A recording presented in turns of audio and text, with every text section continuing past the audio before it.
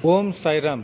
Sai tour and travels कालिम्पोङद्वारा चलाइएको आजको तीर्थयात्रामा पोखरादेखि हामी नेपालको मुस्ताङ जिल्लामा अवस्थित प्रसिद्ध तीर्थस्थल श्री मुक्तिनाथको दर्शन गर्न गइरहेछौँ र हामी यसरी बिहान नै सर्वप्रथम पोखरामा अवस्थित श्री बिन्दावासिनी माको दर्शन गर्न गयौँ।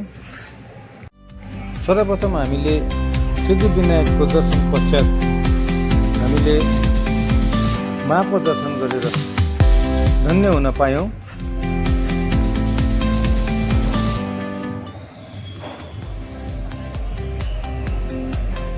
यो मन्दिर पोखरादेखि निकै अग्लो स्थानमा अवस्थित रहेछ, जसबाट चाहिँ पोखरा सहर सम्पूर्ण रूपले देखिन सकिँदो रहेछ। र हामीले त्यस पश्चात श्री राधाकृष्ण अनि लक्ष्मी नारायण, राम भगवान, सीतामा, लक्ष्मण भगवानको पनि हामीले दर्शन गरेर धन्य हुन पायौँ।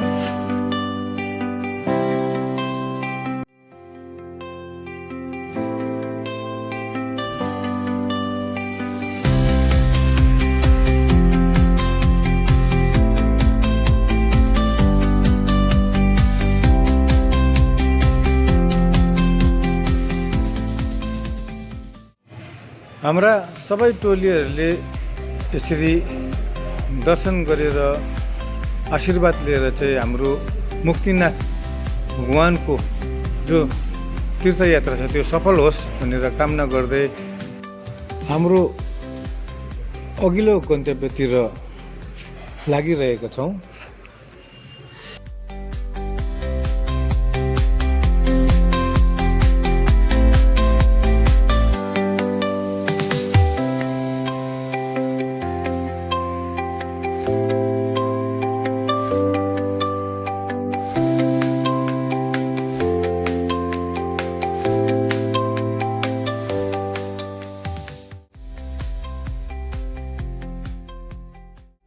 माको समीपमा नै बुद्ध भगवानको ठुलो गुम्पा रहेछ र हामी यसरी बुद्ध भगवानको चरण कमलमा साष्टाङ्ग दण्डवत चढाएर हाम्रो तीर्थयात्रालाई सफल गराइदिनुहोस् भन्ने हामीले कामना राख्दै हामीले आफ्नो तीर्थयात्रालाई फेरि अगाडि बढायौँ।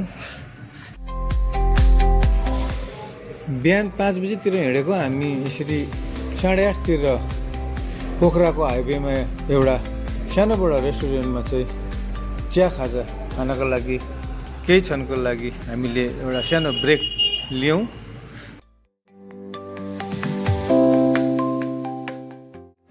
पोखरादेखि मुस्ताङसम्म जाँदाखेरि चाहिँ धेरै नै बाटो बिग्रेको छ भनेर हामीले सुनेका थियौँ र हामी यसरी बाटोमा केही बेर बस्यौँ बेग खोलाको नजिक एउटा रेस्टुरेन्टमा र फेरि हामीले आफ्नो यात्रालाई अगाडि बढाएर